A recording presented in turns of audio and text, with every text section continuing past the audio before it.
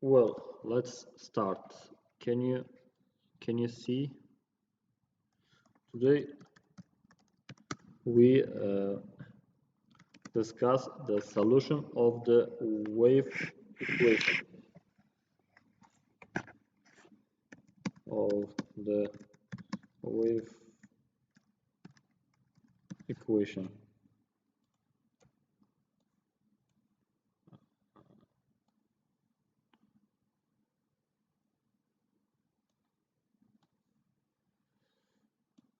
Okay.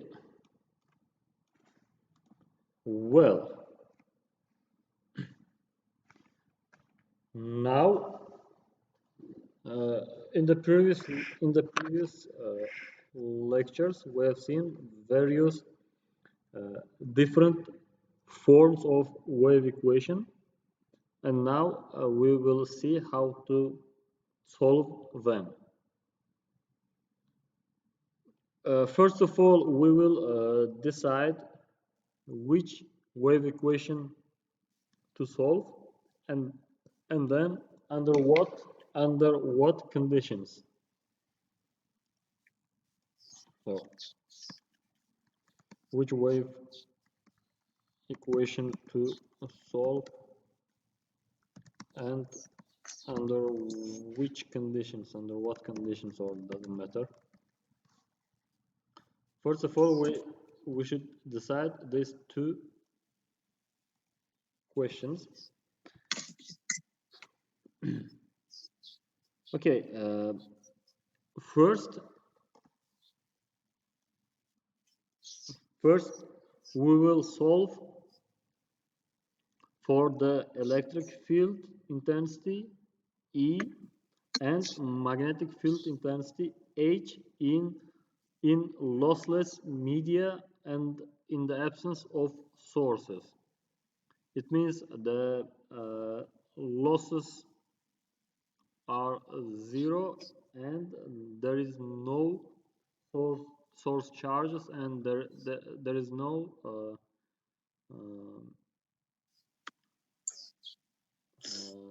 there is no sources. It means there is no charge and there is no conducting current.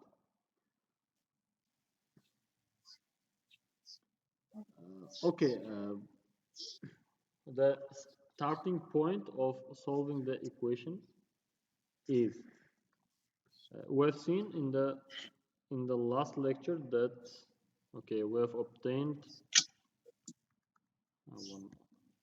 we have obtained the time harmonic wave equation in terms of electric field intensity and magnetic field intensity, and it was the Laplacian of electric field intensity plus omega squared mu epsilon multiplied by E was equal 0, and in terms of magnetic field intensity, Laplacian of magnetic field intensity plus again omega squared mu epsilon multiplied by H is also equal to 0.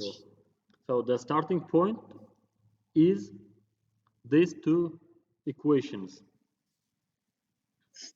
Well, to observe the behavior of fields and define the important aspects of propagation, we use one-dimensional wave equation.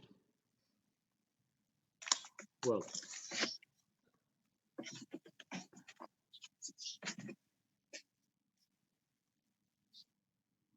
these two equations are starting points.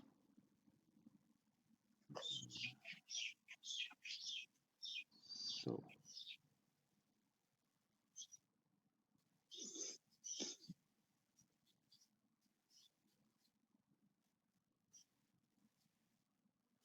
and we said we will use, or we will consider, one-dimensional wave equation. So one-dimensional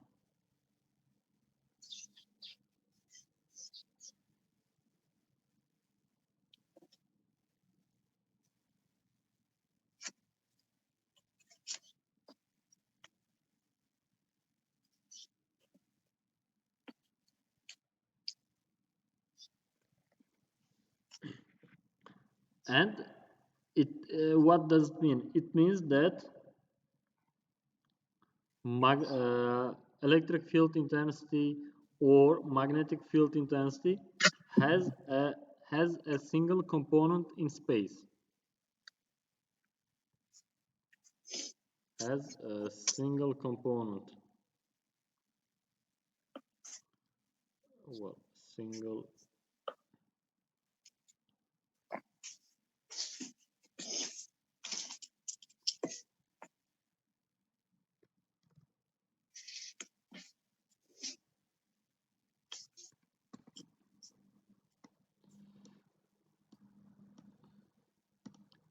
Okay.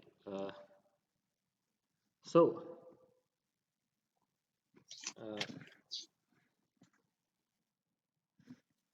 we said that we will solve equation under the conditions where the our medium is lossless and there is no sources. Let's write these conditions also. Conditions under which we will solve the equation are: first condition is that fields are time harmonic. So fields are time harmonic.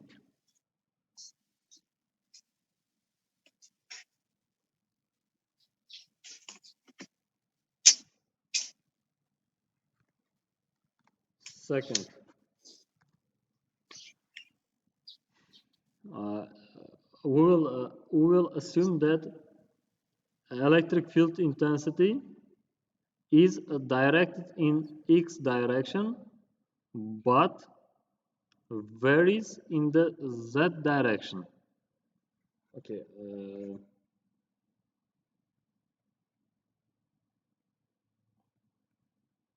Directed in x direction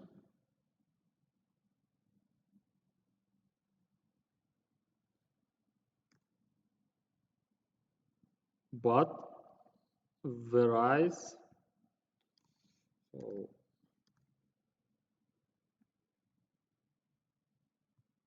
in z direction.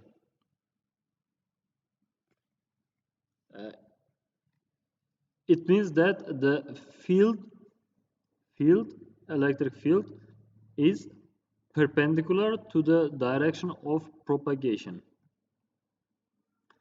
Okay, third assumption or third condition is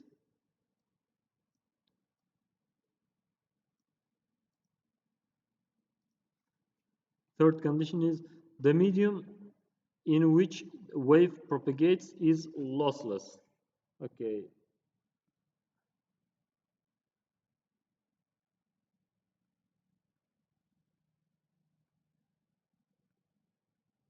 Lossless medium.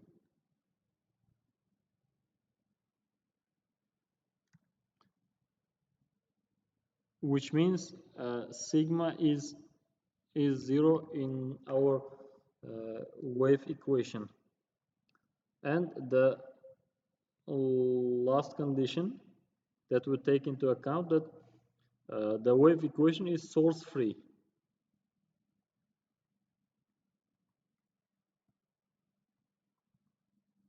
Source free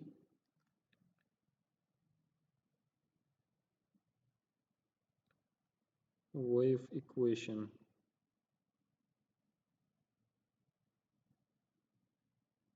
That is, we said if we say source free,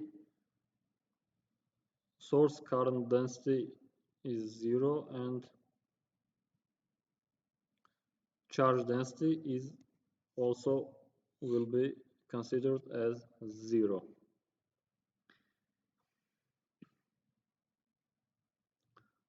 Okay,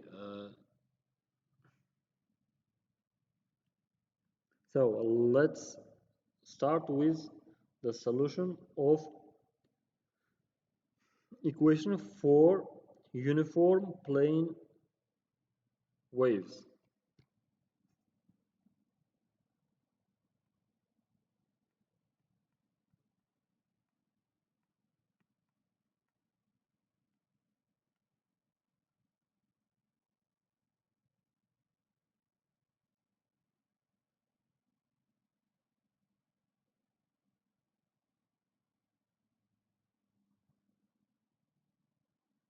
Solution for uniform plane waves. A uniform plane wave is a wave in which electric and magnetic field intensities are directed in fixed directions in space and are constant in magnitude and phase on planes perpendicular to the direction of propagation.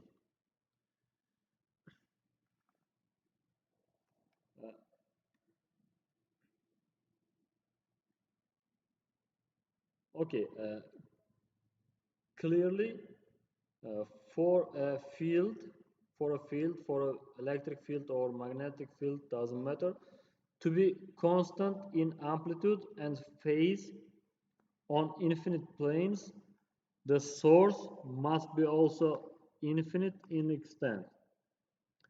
In this sense, a plane wave cannot be generated in practice, but many practical situations can uh, many practical situations can approximate waves to such such extent.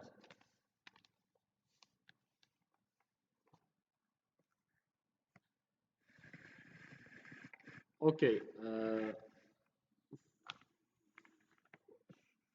for the solution for uniform plane waves, let's start with the one-dimensional wave equation in free space and perfect dielectrics. Okay, let's start with the one-dimensional wave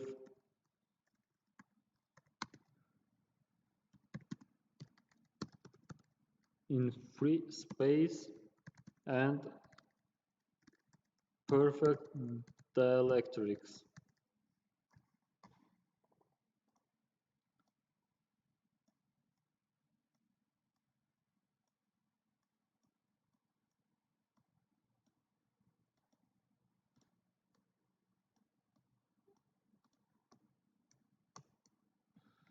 Okay, let's let's assume that electric field intensity is equal to, it has the component along x multiplied the component along x, which varies in the direction of z, volt per meter, where the electric field intensity term E is phasor.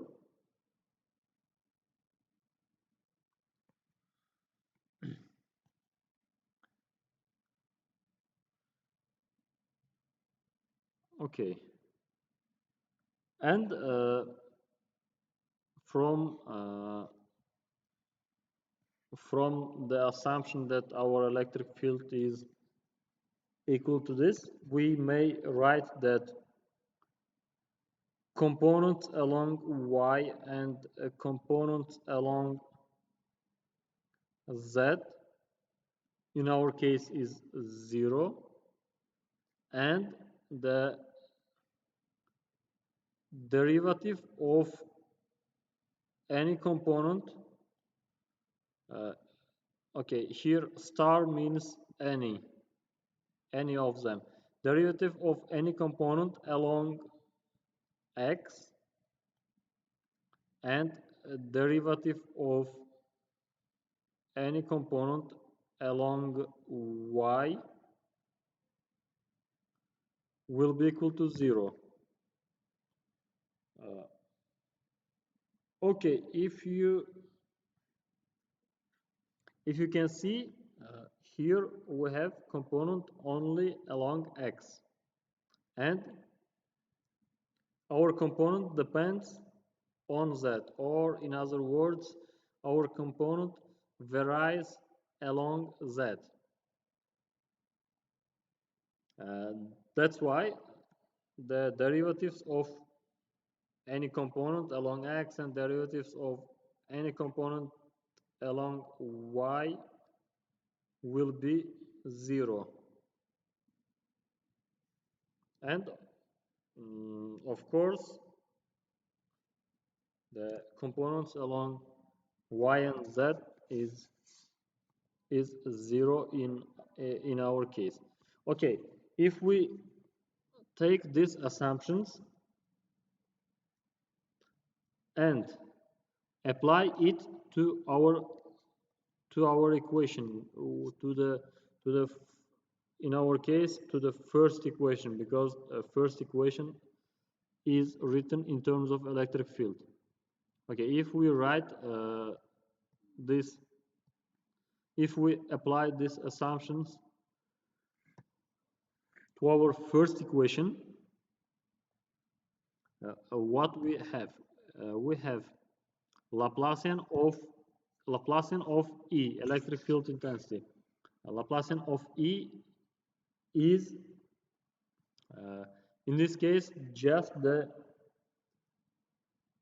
second derivative of Ex along Z,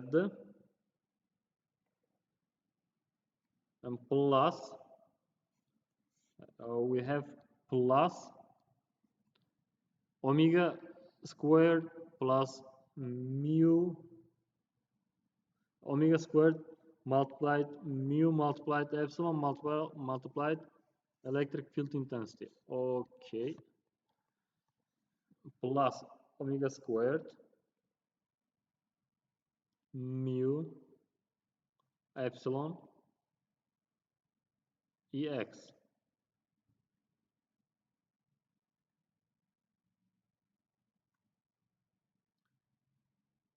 is equal to 0.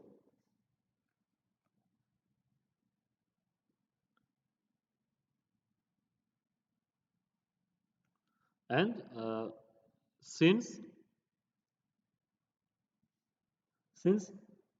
electric field is, if we look to our electric field, since this electric field is directed in a fixed direction in space, in our case direction is x, we may just write scalar components of electric field intensity, because we deal with only one direction. That's why we wrote here the scalar equation. Okay.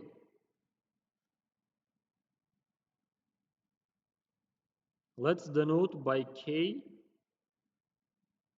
square root of this term, omega squared mu epsilon, or omega square root of mu epsilon. And okay, radian per meter. Okay.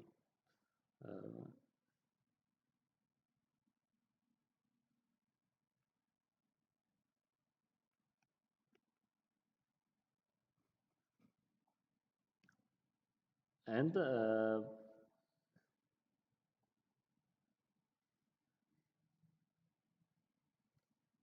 if we see to our equation, this equation is identical in form to the equation that we have seen at the very beginning of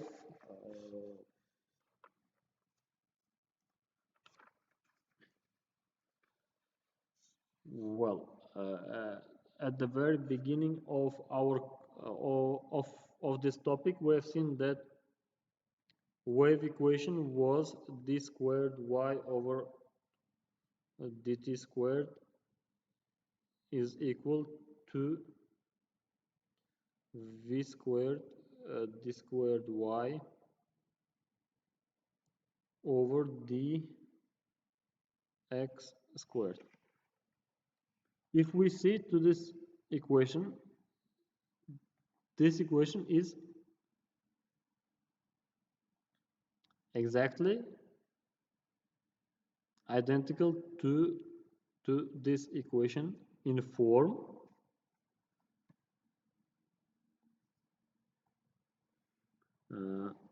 and it means that they both should have the same type of solution. The both equations should have the same type of solution, and the only thing we need to do is to find functions. If you remember, here we had a solution which was xt, which was the sum of functions g x minus vt plus f x plus vt, and all we need is to find the function g and f in general in general solution, and from this we may conclude that our equation, this equation, has the solution in the form of ex of z equals to e0 plus e to the power of minus j kz plus, so e0 minus e to the power of j k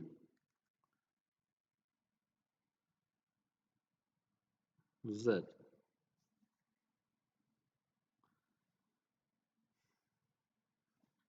where the e0 plus and e0 minus are constants, are the constants which have to be determined from the boundary conditions of the problem, and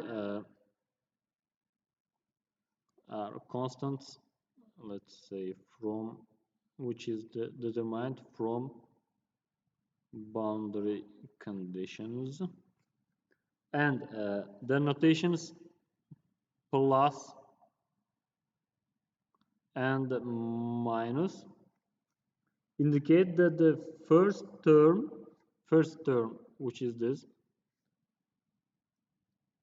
is propagating wave in the positive z direction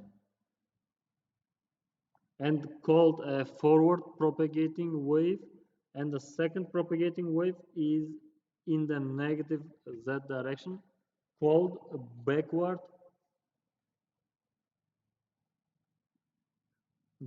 propagating wave.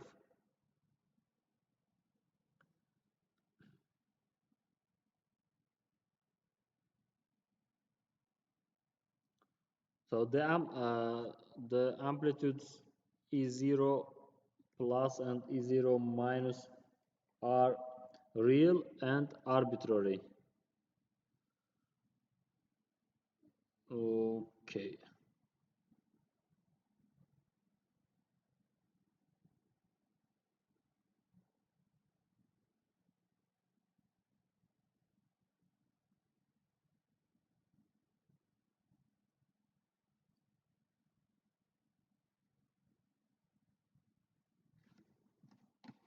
So if we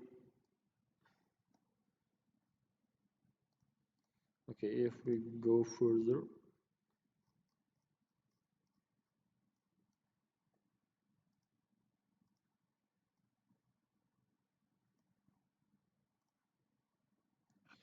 this is for your reference. Here in this figure, you can see forward and backward propagating waves. So in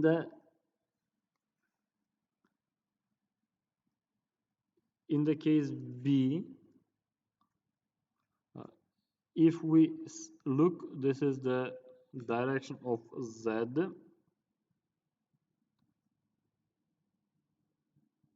and this is the direction of X. So E0 plus means that our wave is forward propagating waves. It means the wave is propagating in Z direction. And if we look to the figure 12.4a or to the figure A, if we have here a source of wave, so let me draw in another color. First wave is forward propagating wave, and it has the notation of E0 plus. Here we have a reflector, and the second wave, which is a reflected wave, is in our case called backward propagating wave.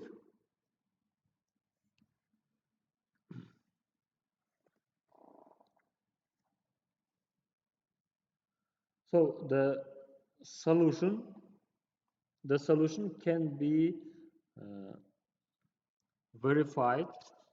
So we said that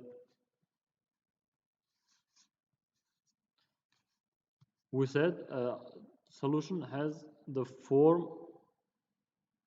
Solution will be in this form, and this solution can be verified by directly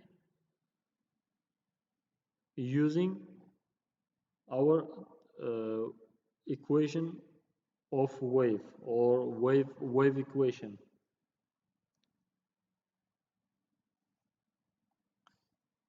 So from the phasors, we know that this solution is given in the form of phasors, and this phasor we can write in time domain as follows: the Ex, which depends on Z and T, is equal to the real part of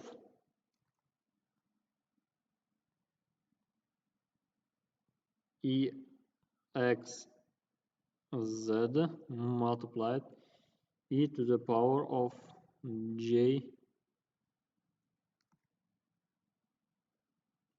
omega t.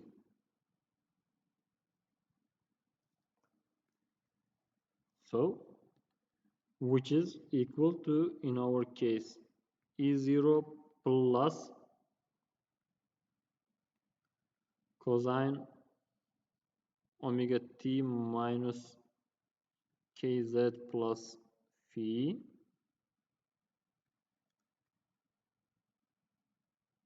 plus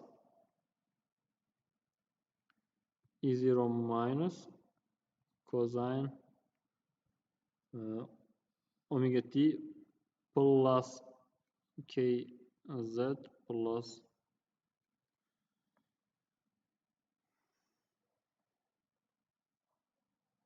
phi.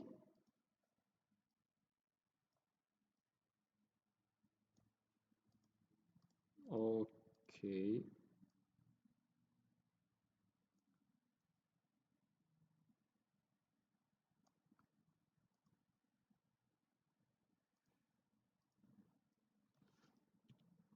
Now,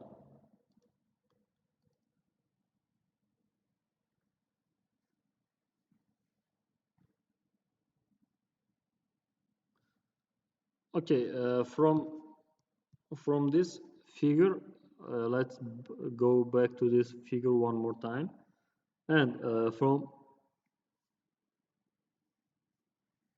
this figure we can see that if a wave propagates in a boundless space, which is in our case the second case, in boundless space, only a outward wave exists, or in other words, only forward propagating wave exists, which is this, and in this case, E0 minus is equal to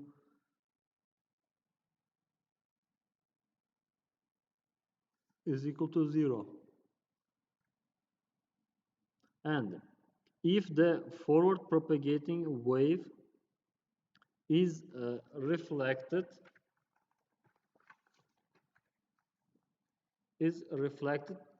without losses. It means that for example, for an electric field, this means that a perfect conductor. Okay, if the forward propagating wave is reflected without losses, the amplitude of the two waves are equal,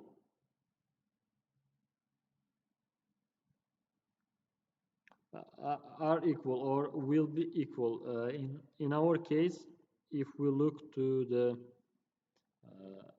figure A, we can see a forward propagating wave, which is shown in green, is reflected from the reflector, which is the reflected wave is shown in red. And in ideal case, which means reflection without losses, the amplitudes E0 plus and E0 minus will be equal. This is in ideal case. And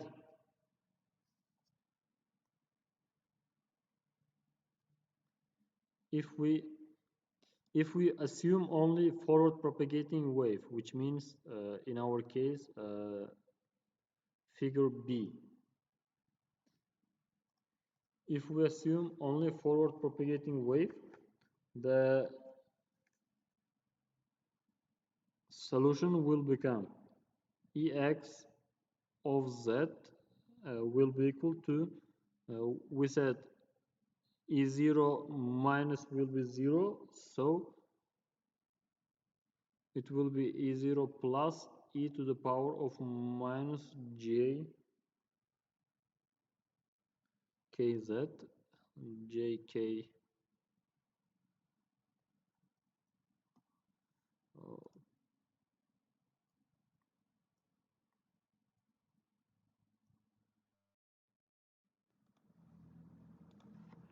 jkz multiplied e to the power of j phi. Okay, here phi is just the phase. In this case, it has it is added just for generalization the solution.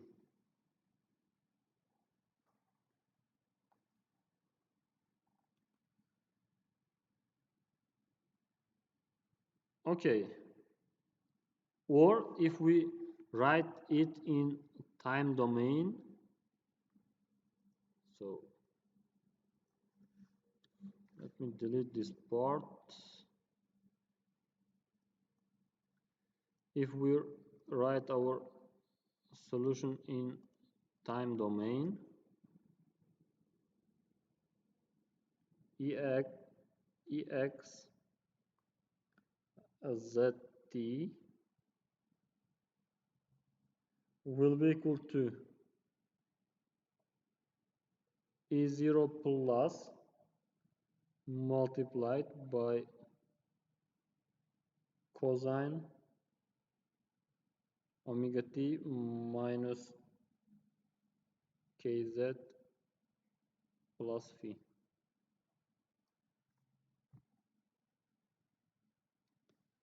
Okay,